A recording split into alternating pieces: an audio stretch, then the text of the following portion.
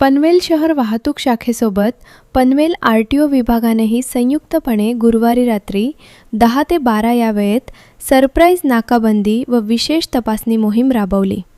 ही कारवाई वरिष्ठ पोलीस निरीक्षक औदुंबर भा पाटील तसेच RTO पोलीस इन्स्पेक्टर श्री भड आणि श्री काळे यांच्या उपस्थितीत पार पडली। पनवेल रेल्वे स्थानकाच्या पूर्व व पश्चिम परिसरात रिक्षा चालकांची सखोल तपासणी करण्यात आली। या मोहिमेत अवैध प्रवासी वाहतूक, कालबाह्य फिटनेस व विमा, विना परवाना लायसन्स, विना युनिफॉर्म तसेच नियमबाह्य प्रकाश व्यवस्था आदी मोटार वाहन कायद्यांतर्गत उल्लंघन करणाऱ्यांवर कठोर कारवाई करण्यात आली। एकूण 120 रिक्षांची तपासणी करण्यात आली असून त्यापैकी 38 रिक्षांवर कारवाई करण्यात आली। तसेच एक रिक्षा जप्त करण्यात आली असून मद्यप्राशन करून वाहन चालवणाऱ्या एका चालकावरही गुन्हा दाखल करण्यात आला।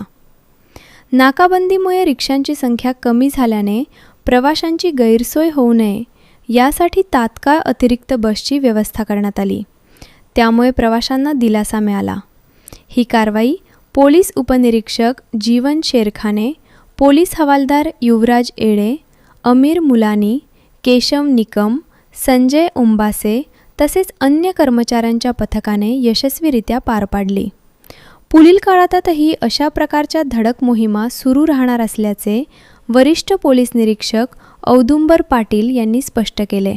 पनवेल, नवी मुंबई आणि रायगड जिल्ह्यातील ताज्या बातम्या आणि नवीन घडामोडी पाहण्यासाठी सबस्क्राइब करा कोकण संध्या न्यूज।